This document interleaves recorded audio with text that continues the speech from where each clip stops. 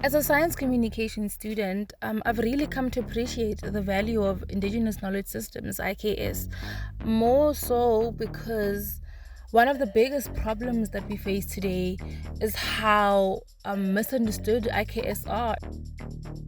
Indigenous knowledge, in common terms, refers to the practices, the tools that we normally use in the community, that we develop in the community in order to make sure that we actually get to live a better life, be in harmony with the environment. It is also the responsibility of the media to ensure that the indigenous communities are represented well. So the media has a very important role in promoting indigenous knowledge systems, particularly by raising awareness on what indigenous communities are doing, the ways of life.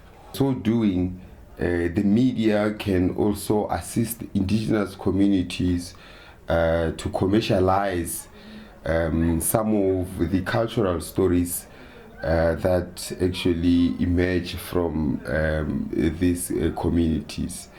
For example, when you look into, or rather look at the African traditional medicine, it is often dismissed or rather seen as inferior simply because it doesn't seem to fit neatly into the science empirical frameworks.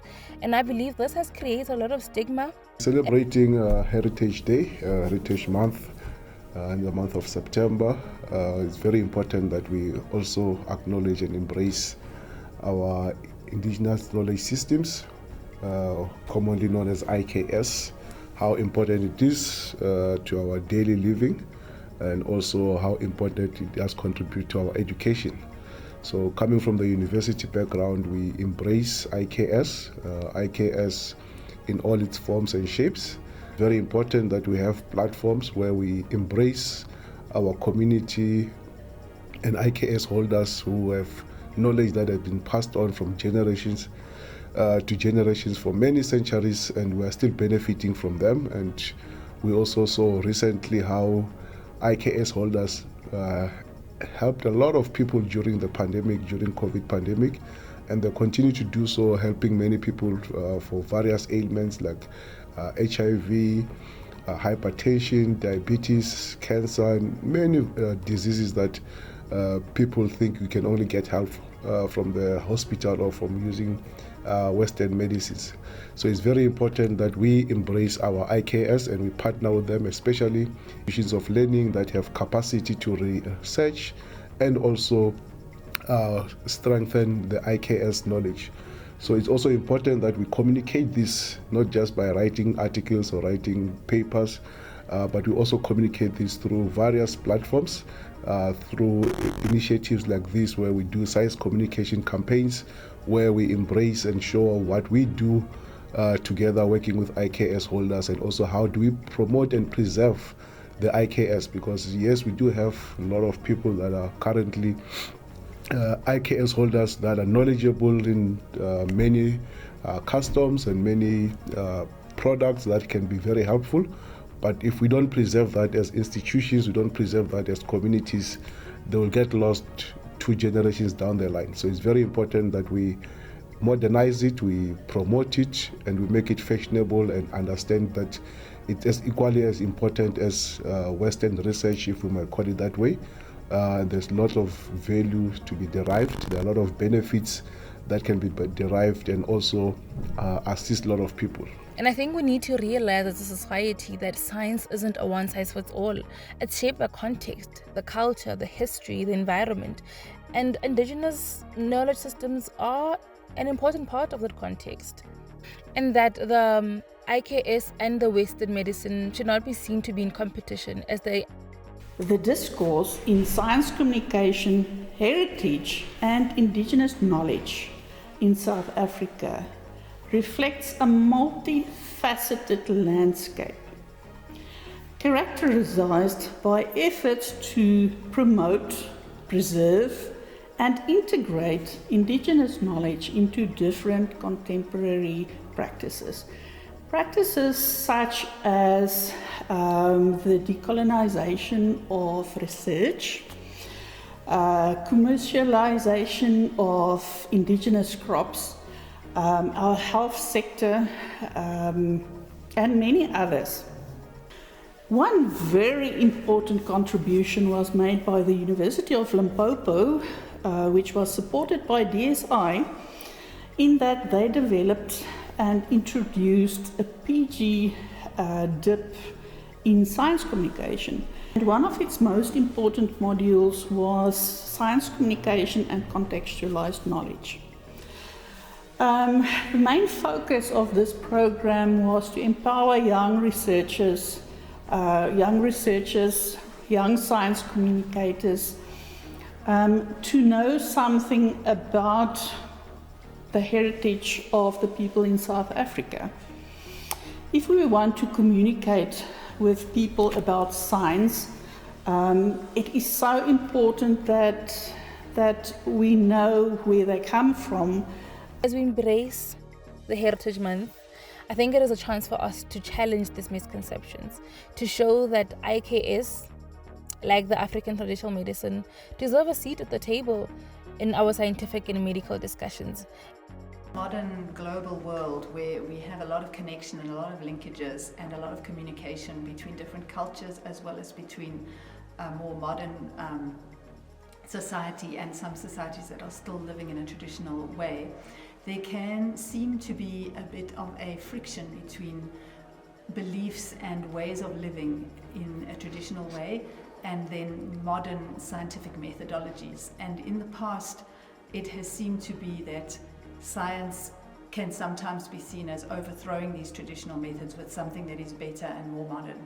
And I think that we are slowly realizing and quicker understanding that both these ways of gaining knowledge are equally important.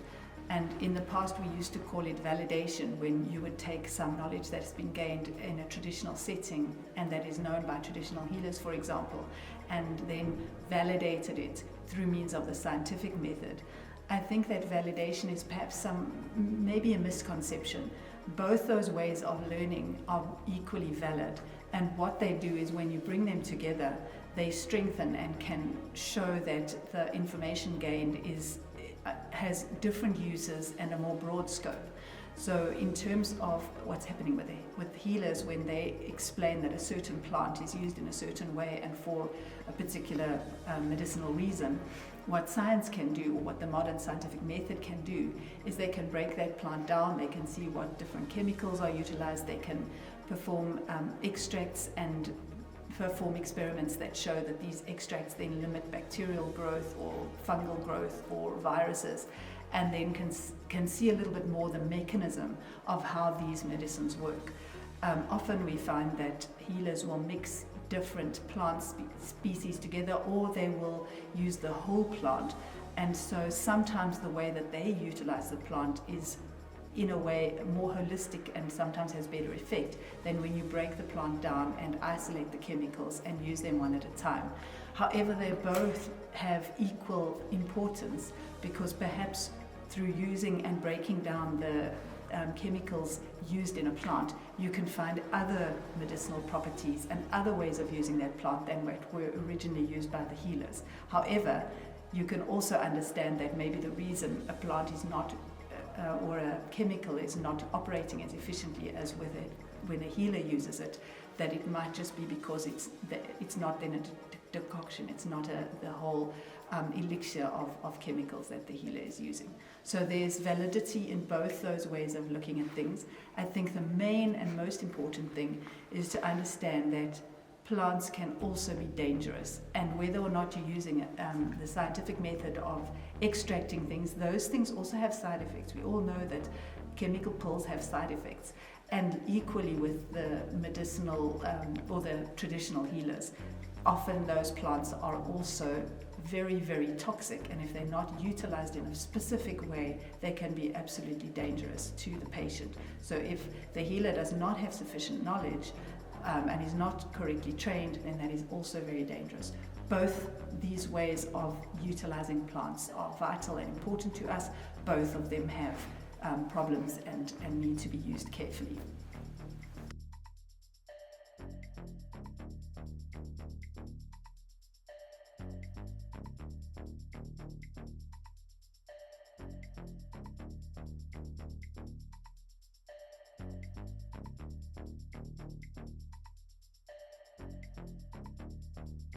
So intellectual property is a property that belongs to a person or to a community. So there is someone who owns that knowledge, who owns that idea. It started as an idea that actually was realized to produce something that is worthwhile.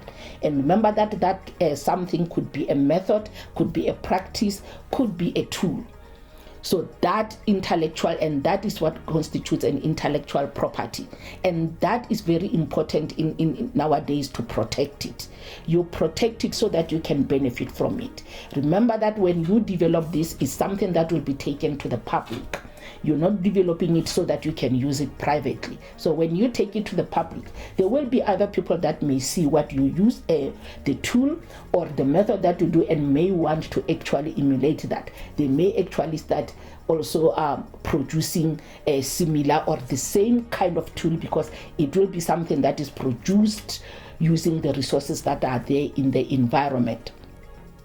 So when that happens, when that imitation happens, where someone duplicates what you have done, then it's going to be very difficult to know where it comes from. And in current terms, because what works is actually something that can actually bring you money. We're talking about money nowadays.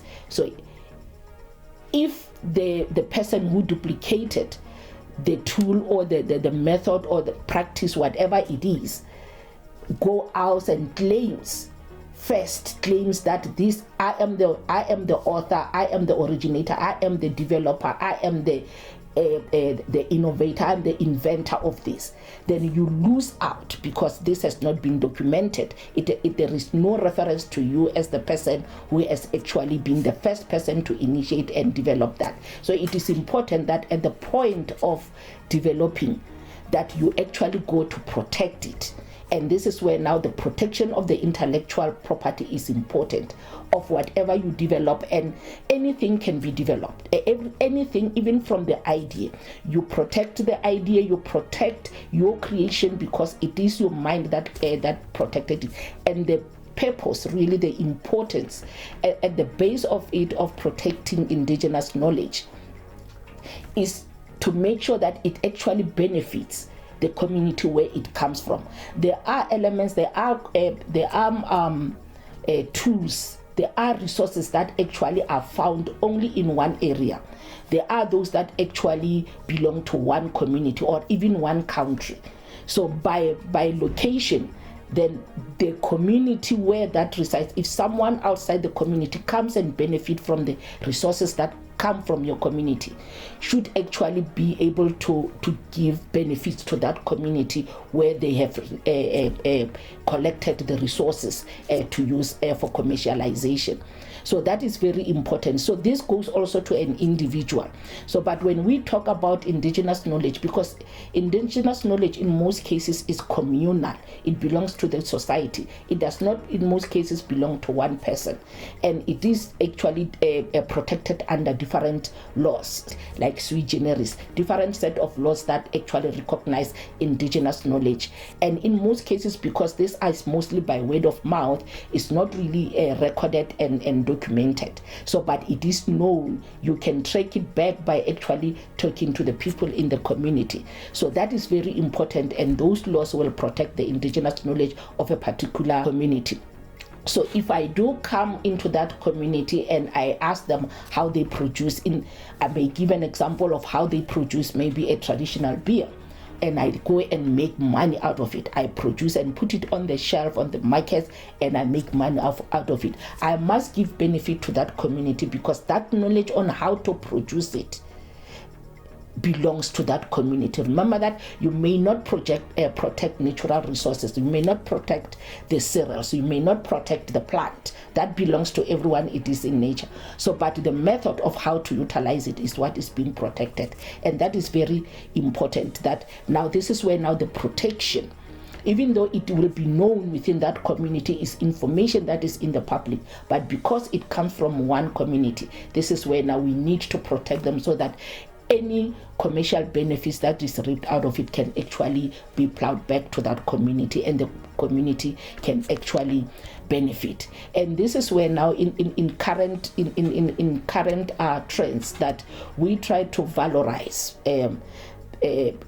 to make sure that we document, we record indigenous knowledge, and we try different ways to valorize it, not to validate, because that does work, so there's no need to validate. So but you valorize, you see value, you actually produce scientific data, scientific records of how things work, how that method, because in the communities when they use the practices, the methods, it's more of an art. They know the art of producing the beer. They know the ingredients, how much you need to add, and you put it under this type, under this set of conditions, and this is what the product you will get. So, but that is more of an art. So nowadays, even as the scientists will go now to learn the methods, to understand the method from a scientific perspective, so that we can be able to record it, because recording is important for history, for our records, for archiving is very important. So now to actually learn to understand the science, because the science is the same, it does not belong to a particular knowledge system. So recording, understanding what is there, this is what will actually be used to valorize and to make sure that you can actually take that indigenous knowledge, which is in most cases regarded as, because it is not documented, it is carried by word of mouth, it's taken as inferior. So but to put it to the same level as the Western knowledge, which is actually documented. So this is what now we do to make sure that when you put anything on the market, because you can only gain from the market from commercialization if you can tell your potential consumer what this is, what it contains, how it will make sure that it heals. If it is traditional medicine, this is what it contains and this is what it will give. And this will be the outputs, this will be the side effects if they are there. So, and this is where it comes in terms of valorization, in making sure that we actually document and we produce scientific data. So the commercialization will lead to beneficiation and making sure that that knowledge is not lost. Because if it is lived on by word of mouth, there is a possibility that it may be lost, because the modern generation may be working differently. So, but by documenting it, by valorizing it, then it is kept in the archives, and the country, the community will be able to benefit from it forever. Science meet heritage, and science meet indigenous knowledge around indigenous knowledge systems. We hope you enjoy. We hope you find this information helpful and useful, and happy science communications.